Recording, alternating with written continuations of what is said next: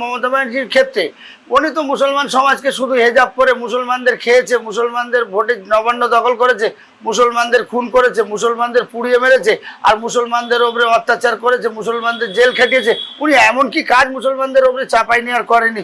আর তার অংশীদার হিসেবে হুমায়ুন কবির এর কথা বলে না ভালো, এই যে অপরাধ করেছে এর আইনের শাস্তিতে আমার মনে হয় একে মানে জেলে রাখা ভালো।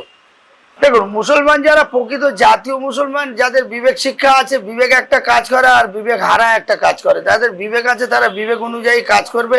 সেখানে এই সব হুমায়ুন কবিরের মতো লোক চলবে না, এই জাহাঙ্গীরের মতো লোক চলবে না, এই মমতা ব্যানার্জির মতো লোক চলবে না, এই ফিরহাদ হাকিমের মতো লোক চলবে না, শওকত মোল্লার মতো লোক চলবে না, এই সমস্ত অযোগ্য মালগুলো চলবে না। যারা প্রকৃতপক্ষে ইসলাম শিক্ষা নিয়ে মানে কথা বলে তাদের নিয়ে, তাদেরই কথাটা এই পশ্চিমবাংলার মাটিতে চলবে। ইসলাম শিক্ষার বাইরে যদি কেউ কথাবার্তা বলে আমার মনে হয় ধোপে সেটা টিকবে না। এটা রাজনীতিটা তৃণমূলদের নয় বা সিপিএমদের নয় বা কংগ্রেসের নয়, এটা হচ্ছে ভারতীয় জনতা পার্টির রাজনীতি।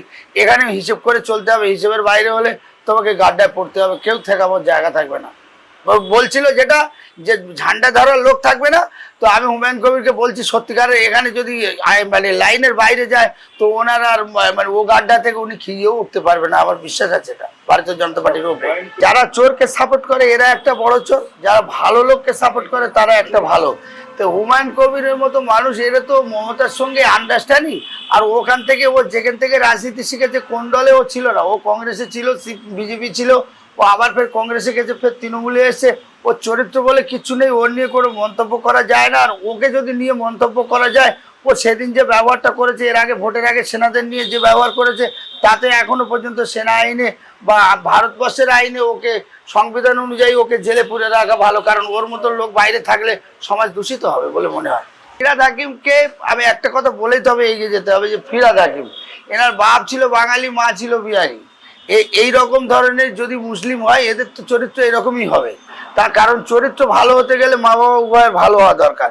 তো এবার মা একদিকে তৈরি, বাবা একদিকে তৈরি, এদের চরিত্র হবে ছেলে মেয়ে বড় হলে ঠিক চরিত্র ওইভাবেই হবে। এই চরিত্রের সঙ্গে মিল করলে যা হুমায়ুন কবিরের ক্ষেত্রে দেখা যায়, ফিরহাদ হাকিমের ক্ষেত্রে দেখা যায়, শওকত মোল্লার ক্ষেত্রে দেখা যায়, জাহাঙ্গীরের ক্ষেত্রে দেখা যায়, কোনো জায়গায় তো কোনো ডিসকাশন মানে মিলিয়ে এক জায়গায় করে আনা যাচ্ছে না। যে আপনি যে ট্রেনে চামের মতো সরে যাচ্ছে, ট্রেনে এক জায়গায় করবেন, সেরকম কোনো পদ্ধতি পাওয়া যাচ্ছে না। মোটামুটি এদেরকে কিছুদিনের মধ্যে এরা নিজেরা দেশদ্রোহী হয়ে পড়বে। আর ওইটাই যদি হয় যে আগামী দিন যেটা ভারতবর্ষের প্রধানমন্ত্রী নরেন্দ্র মোদী চাইছেন, যে এক দেশ এক ভোট, এটা যদি হয়, সর্বপ্রথম যদি কারোর উন্নতি হয় সেটা মুসলমান সমাজের হবে। আর মুসলমান সমাজ পিছিয়ে আছে বলে তাহলে তো বলতো যে মুসলমানদের জন্য আলাদা আইন, হিন্দুদের জন্য আলাদা আইন। উনি কিন্তু এটা বলেনি, উনি এক দেশ এক ভোট এক আইন। তার মানে এতে বোঝা গেল যে উনি জাতি ভেদাভেদ করে না। এই সমস্ত আঞ্চলিক দল যারা ছোট ঘর থেকে বড় হয়েছে, এদের মা একদিকে বাবা একদিকে, এই চরিত্রের মানুষ যারা, তাদের কাছ থেকে এগুলো হয়। অ্যাকচুয়ালি যারা সত্যিকারের বড় মনের মানুষ, তারা জাতকে নিয়ে কোনো ভাবে না। সেও মানুষ, আমিও মানুষ, এও মানুষ, এই বিবেচনা করে চলে বলে এটাই, এর জন্যই এক দেশ এক ভোট আর একই আইন।